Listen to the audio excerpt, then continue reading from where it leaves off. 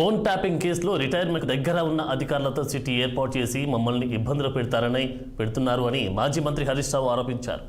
మమ్మల్ని ఇబ్బందులకు గురి చేసేలా చట్టాన్ని అతిక్రమించి పనిచేసే అధికారులు పోలీసులను రిటైర్మెంట్ తర్వాత కూడా వదిలిపెట్టమని, సప్త సముద్రాల అవతల ఉన్న పట్టుకొస్తామని హెచ్చరించారు.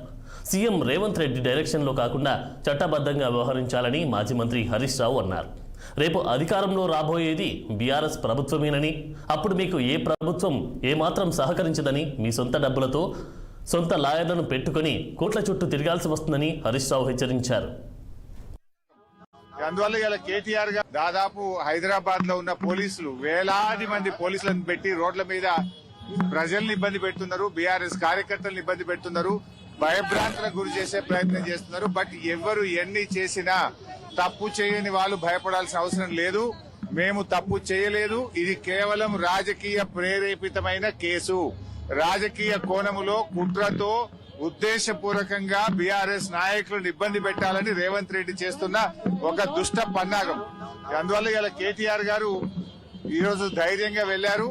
ఉల్టా వాళ్ళని అడుగుతారు. ఎందుకంటే అనేక కేసుల్లో బీఆర్ఎస్ పార్టీ నాయకుల మీద దుష్ప్రచారం జరిగింది. ఆ రోజు ఎందుకు కేసులు పెట్టలేదు? ఆ రోజు మహిళలకు ఇబ్బంది జరిగితే, మహిళల ఆత్మాభిమానాన్ని దెబ్బతీస్తే కేటీఆర్ గారి మీద డైరెక్ట్ గా టీవీల్లో పత్రికల్లో వార్తలు రాయించిన పోలీస్ అధికారులు రేవంత్ రెడ్డి మీద కూడా ఈ రోజు విచారణ జరపాల్సిన అవసరం ఉంది. అన్ని విషయాలు కూడా బయటకు రావాలి. కావాలని రిటైర్మెంట్ కు దగ్గరగా ఉన్న అధికారులను సిట్ లో పెట్టి రిటైర్మెంట్ కు దగ్గరగా ఉన్న అధికారులను ఉపయోగించి ఇవాళ మా మీద రకరకాల ప్రయత్నాలు చేస్తున్నారు. నేను మాత్రం ఒక్కటే చెప్పదలుచుకున్న అధికారులకు, మీరు అన్యాయంగా వ్యవహరిస్తే, అక్రమంగా వ్యవహరిస్తే, మీరు ఉద్దేశపూర్వకంగా మమ్మల్ని ఇబ్బంది పెట్టాలని ప్రయత్నం చేస్తే, మీరు రిటైర్ అయిన తర్వాత కూడా ఏ పొక్కలో దాక్కున్నా, సప్త సముద్రాల బయట ఉన్నా మిమ్మల్ని పట్టుకొచ్చి విచారిస్తాము. ఎవరిని వదిలిపెట్టి